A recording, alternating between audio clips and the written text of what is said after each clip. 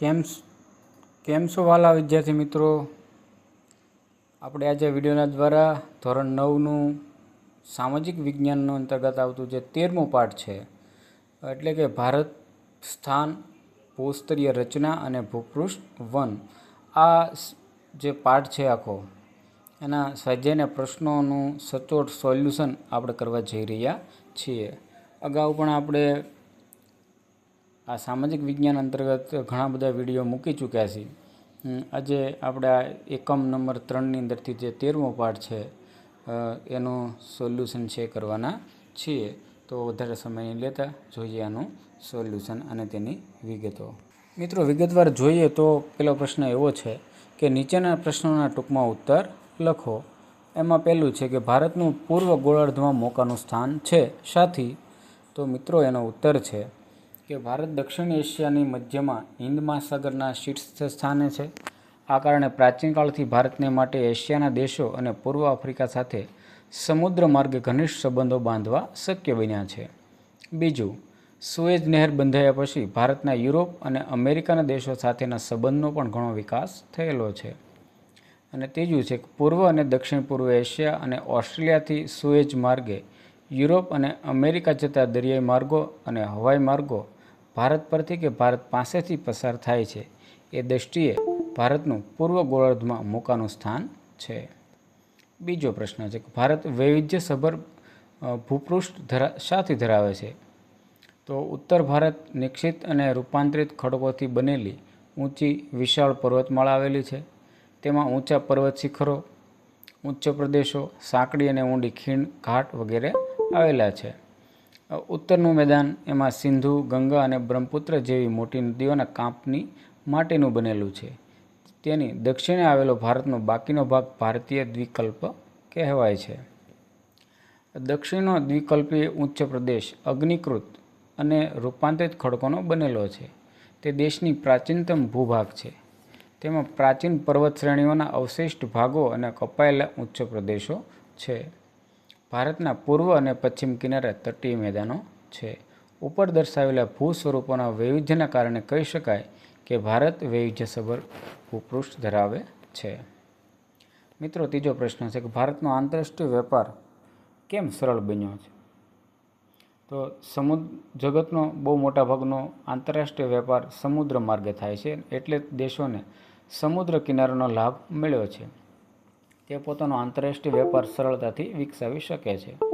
ભારત લગભગ 7,500 કિલોમીટર લાંબો સમુદ્ર કિનારો અને મોકાનું ભૌગોલિક સ્થાન ધરાવે છે. તેના સમુદ્ર માર્ગે નજીકના પશ્ચિમ એશિયાના, દક્ષિણ એશિયા, દક્ષિણ પૂર્વ એશિયા, ઓસ્ટ્રેલિયા અને પૂર્વ આફ્રિકા તરફ જાય છે. આ ઉપરાંત તેના લાંબા સમુદ્ર માર્ગે સુએઝની નહેરમાં થઈને યુરોપ, ઉત્તર આફ્રિકા અને ઉત્તર America, Cape of Good Hope થઈને પશ્ચિમ આફ્રિકા તથા દક્ષિણ અમેરિકા અને ઇન્ડોનેશિયાની મલાક્કાની સામુદ્રધુનીમાં થઈને પેસિફિક મહાસાગર પસાર થઈને કેનેડા અને USA પહોંચી શકાય છે. આમ, ભારત સમુદ્ર માર્ગનો બહોળો લાભ મળવાથી ભારતનો આંતરરાષ્ટ્રીય વેપાર સરળ બન્યો છે. ચોથો પ્રશ્ન છે કે ભારત સંસ્કૃતિ સમન્વય તીર્થ બન્યું છે, સમજાવો.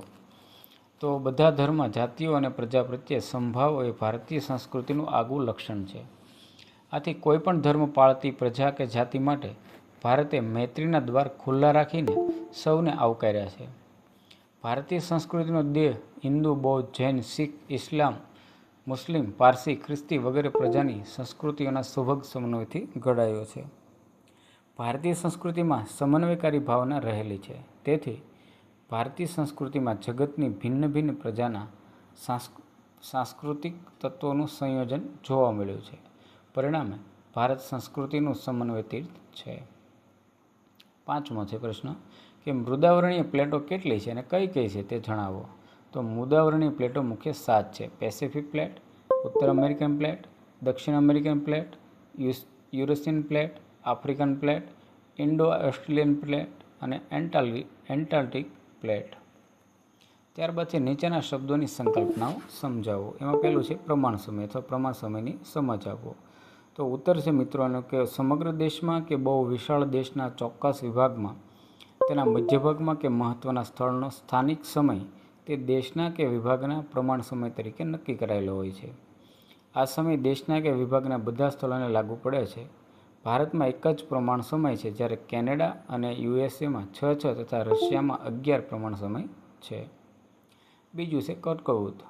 તો વિષુવવૃત્તથી 23°30 અંતરે આવેલા અક્ષાંશ વૃત્તને કર્કવૃત્ત કહે છે. ત્રીજું છે દ્વિકલ્પ. એટલે શું? તો જેની 3 બાજુએ સમુદ્ર કે પાણીનો વિશાળ જથ્થો હોય એવા ભૂખંડ દ્વિકલ્પ કહેવાય છે. દાખલા તરીકે દક્ષિણ ભારતનો દ્વિકલ્પ, સૌરાષ્ટ્રનો દ્વિકલ્પ, મલાયાનો દ્વિકલ્પ વગેરે. ચોથો છે અપસારી પ્લેટ અથવા અપસારી પ્લેટ એટલે શું? તો કેટલીક જગ્યાએ મૃદાવરણીય પ્લેટો એકબીજાથી અલગ અથવા દૂર થઈ રહી છે. આ પ્લેટો અપસારી પ્લેટ કહેવાય છે.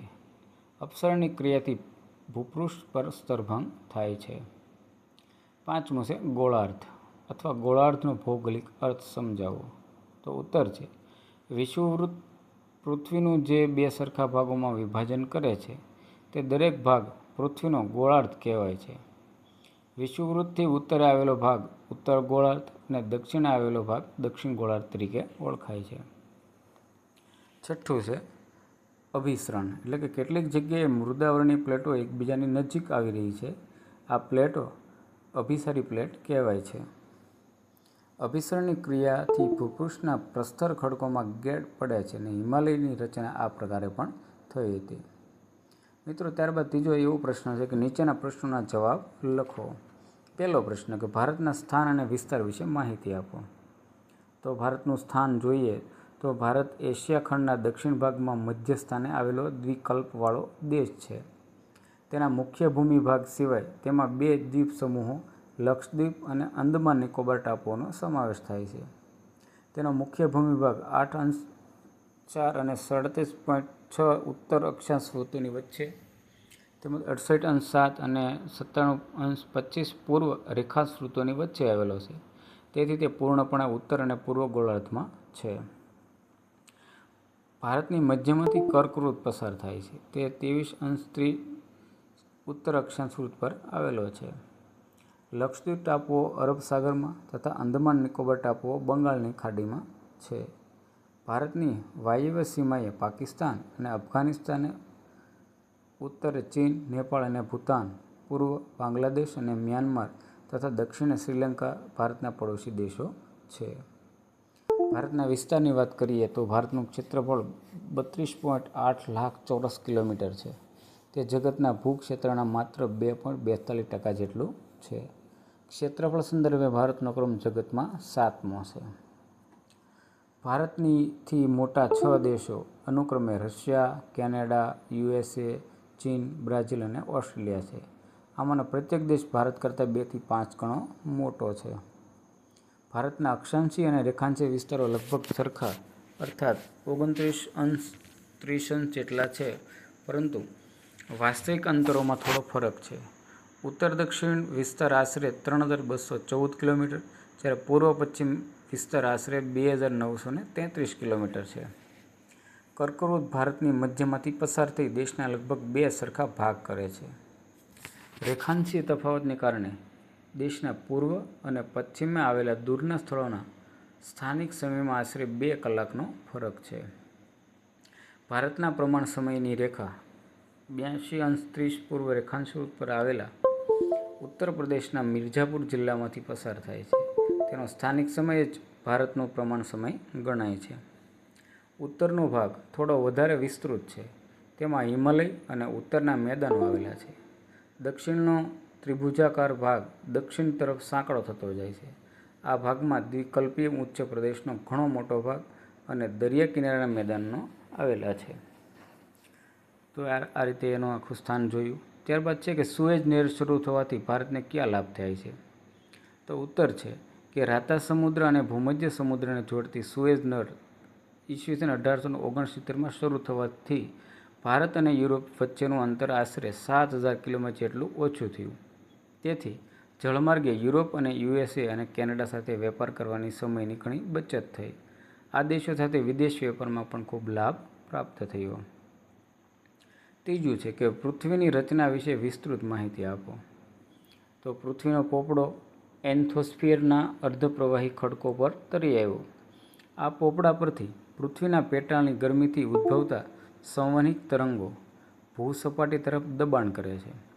તેના પરિણામે પોપડાના મોટા મોટા ટુકડાઓ થઈ મુખ્ય 7 મૃદાવરણીય પ્લેટ રચાય છે. મુખ્ય 7 મૃદાવરણીય પ્લેટની અંદર જોઈએ તો પેસિફિક પ્લેટ, ઉત્તર અમેરિકન પ્લેટ, દક્ષિણ American plate, Eurasian plate, African plate, Indo Australian plate અને એન્ટાર્કટિકા પ્લેટ. કેટલીક જગ્યાએ આ પ્લેટો એકબીજાથી દૂર થઈ રહી છે, જેને અપસારી પ્લેટ કહે છે. કેટલીક પ્લેટો એકબીજાની નજીક આવી રહી છે, જેને અભિસારી પ્લેટ કહે છે. અપસરણની ક્રિયાથી ભૂપૃષ્ઠ પર સ્તરભંગ થાય છે, જ્યારે અભિસરણની ક્રિયાથી ગેડ પડે છે. આ પ્લેટોની હિલચાલથી ભૂમિખંડના આકારો અને સ્થાનોમાં ફેરફાર થયા કરે છે. ભારતના વર્તમાન ભૂમિ સ્વરૂપો આવી પ્રક્રિયાઓથી રચાયા છે. એકબીજાથી વિપરીત દિશામાં ખસી જવાથી આ પરસ્પર પ્રતિક્રિયા બધી ભૂકંપીય અને જ્વાળામુખી ક્રિયાઓ માટે જવાબદાર છે. સરકતી કે ખસતી પ્લેટો જ્યાં એકબીજા સાથે ટકરાઈ રહી ત્યાં પર્વતોનું નિર્માણ થાય છે. પ્લેટો જ્યાં એકબીજાથી દૂર ખસે ત્યાં ભૂમિખંડો અને મહાસાગરોમાં ફાટોનું નિર્માણ કરે છે. આ પ્લેટો પર આવેલા ભૂમિખંડો નિરંતર ખસતા રહે છે. આ પ્રકારની પ્લેટોને રૂપાંતરિત પ્લેટ પણ કહે છે. કરોડો વર્ષ પૂર્વે ભારત ગોંડવાના લેન્ડ નામના ખૂબ વિશાળ ભૂમિખંડનો ભાગ હતો. ગોંડવાના લેન્ડમાં આજનું દક્ષિણ America, Africa, Arabia, Bharat, Australia અને એન્ટાર્કટિકા ખંડોનો સમાવેશ થતો હતો. કાળક્રમે ગોંડવાના લેન્ડથી અલગ થઈને ઇન્ડો ઓસ્ટ્રેલિયન પ્લેટ ધીમે ધીમે ઉત્તર તરફ ખસવા લાગી. તેનો ઉત્તર ભાગ આજથી લગભગ 5 કરોડ વર્ષો પહેલાં યુરેશિયન પ્લેટની નીચે ઘસી ગયો. આ અથડામણથી બંને પ્લેટ વચ્ચે આવેલી ટેથિસ સાગરના તળના પ્રસ્તરોમાં ગેડ પડી. તેના પરિણામ સ્વરૂપે હિમાલય અને મધ્ય એશિયાની પર્વત શ્રેણીઓનું નિર્માણ થયું. એ સાથે હિમાલય દક્ષિણે એક વિશાળ અસ્તિત્વમાં આવ્યો. સમય જતાં આ ગર્તમાં ઉત્તર અને દક્ષિણ તરફથી આવતી નદીઓના કાંપ પુરાવાથી ઉત્તર ભારતના મેદાનનો ઉદ્ભવ થયો. હિમાલયનો ઉદ્ભવ થઈ રહ્યો હતો ત્યારે ભારતના દ્વિકલ્પીય ઉચ્ચ પ્રદેશના ઉત્તર પશ્ચિમ ભાગમાં એક વિસ્તૃત જ્વાળામુખીની વિસ્ફોટ થયો.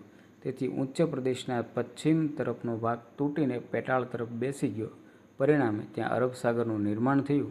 આ ભૂ નિમજ્જનને કારણે પશ્ચિમ ઘાટ વધારે સ્પષ્ટ થઈ ગયો. ત્યારબાદ મિત્રો એવો છે કે વિકલ્પ પસંદ કરીને જવાબ લખવાનો. પહેલો છે કે ભારતની પ્રમાણ સમયરેખા કયા રાજ્યમાંથી પસાર થાય છે? તો તેનો જવાબ છે ઉત્તર તમિલનાડુ. બીજું, ભારતની ઉત્તરે ચીન અને ભારતની વાયવ્યે પાકિસ્તાન આવેલો છે. એ જ રીતનો ત્રીજો પ્રશ્ન છે, એનો જવાબ છે કેરળ, આંધ્રપ્રદેશ, મધ્યપ્રદેશ, દિલ્હી અને ઉત્તરાખંડ. ચોથો જે વિકલ્પ છે એનો જવાબમાં આવે છે કેનેડા. પાંચમા વિકલ્પની અંદર આવે છે બાંગ્લાદેશ અને પશ્ચિમ. તો આ રીતે વિદ્યાર્થી મિત્રો આપણે જે પાઠ હતો ભારતનું સ્થાન ભૂપૃષ્ઠ, તો એ સરસ રીતે એનો સ્વાધ્યાય છે અહીં જવાબ સાથે આપવાનો પ્રયત્ન કરેલો છે. જો તમને સારો લાગે તો અન્ય વિદ્યાર્થી સુધી પહોંચાડજો. ચેનલમાં નવા છો તો ચેનલને લાઇક, શેર અને સબસ્ક્રાઈબ કરો. આવા જ વિડીયો જોવા માટે તમે મારી સાથે જોડાઈ જાઓ. હવે મળીએ એક નવા જ